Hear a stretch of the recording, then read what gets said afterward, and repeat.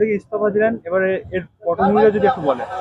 দেখুন, মানে ধারাবাহিকভাবে শুধু একটা ক্ষমতার প্রদর্শন এবং হচ্ছে যে মানসিক চর্চা, বলা যেতে পারে যে সব রকম ভাবে অন্যায় প্রতিবাদ করছি এবং সেগুলো প্রমাণ সহ তুলে দিচ্ছি, কিন্তু কোনো মিটিংয়ে কোনো জায়গায় কথা শোনা হয় না, কোনো মিটিং ডাকা হয় না। আমার কাছে সমস্ত তথ্য আছে যে আমি যে কথাগুলো ফিক্সিং মিটিং দিয়ে বলেছি সেটাগুলো প্রমাণ হয়ে গেছে এবং সেটাই হচ্ছে বলা যেতে পারে যে পুলিশি রিপোর্টেও এসছে।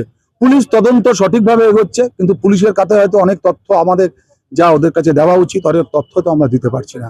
কিন্তু এটা বলবো যে বাংলার ফুটবলে আমি যতদিন করেছি মাথা উঁচু করে সততার সাথে করেছি, গাড়ি বিক্রি করে সম্পত্তি বিক্রি করে যাই হোক আমার পরিবারকে ইনভলভ করে 1000-1500 ক্লাবের মেম্বারকে নিয়ে আমি বাংলার ফুটবল মাঠে বাংলার শুধু নয় ভারতবর্ষের শুধু নয় বিদেশি সমস্ত নামি দামি খেলোয়াড়দের নিয়ে খেলেছি, যেখানে ওডাবার থেকে শুরু করে আলামনা, মার্কোস, এডমিলসন, বোলাজিৎ মতন বিদেশিরা খেলেছে, ডেনিসের মতন বিদেশিরা খেলেছে। তার পাশাপাশি যেখানটা আমার দীপঙ্কর রায়, ষষ্ঠী দূরে মাধব দাস, গুরপ্রীত সিং, টোম্বা সিং মতন সমস্ত প্লেয়াররা খেলে গেছে, শ্যামল সাদাব, গোবিন্দ সিং এর মতো, উত্তম রায়ের মতন আইএসএল এর প্লেয়াররা খেলে গেছে। সেই রকম ক্লাবে যাদের নিজস্ব ওমেন্সের ফুটবল টিম আছে, বেঙ্গলে 2022 সালে রানার আপ হয়েছে, যাদের একাডেমি আন্ডার-13 বেঙ্গল চ্যাম্পিয়ন হয়ে অল ইন্ডিয়া ফুটবলে খেলতে গেছে 2018 সালে, যারা নিজস্ব 3টে একাডেমি চালায়। আমি সারা উত্তরবঙ্গ জুড়ে ফুটবলে কাজ করছি। তো এখানে দাঁড়িয়ে থেকে শুধুমাত্র কলকাতায় বসে চেয়ারে বসে প্রত্যেকদিন মিডিয়ার সামনে হুমকি ধুমকি, মিডিয়া গ্রুপে অসত্য কথা, এবং সাচি গ্রুপসের একজন কর্মকর্তা যে নাকি 4 দিন আগে আমাকে অত্যন্ত রুচিহীন ভাষায় সে আক্রমণ করেছিলেন। সেই ভাষা নিয়ে কোনো রকম প্রতিবাদ সচিব করেননি, তিনি আমার নাম আনতে চাননি, তিনি বলতে চাননি।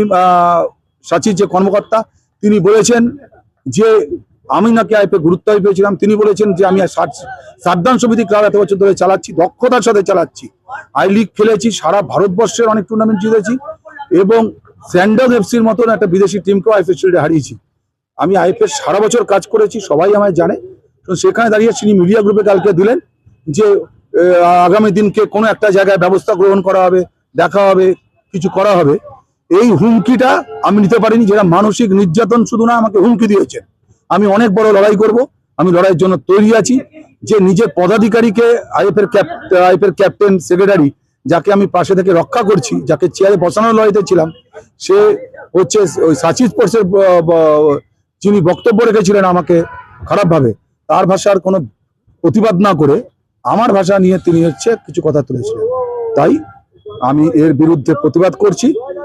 আমি রাস্তায় নেমে আন্দোলন করব, লড়াই করব। আমি কলকাতা লিগের কিছু বিষয় নিয়ে আমি ফিফাতে কমপ্লেন জানাবো, এআইএফএ জানাবো। লড়াই জারি থাকলো, রাস্তায় আমি আছি, ফুটবল মাঠেই আছি।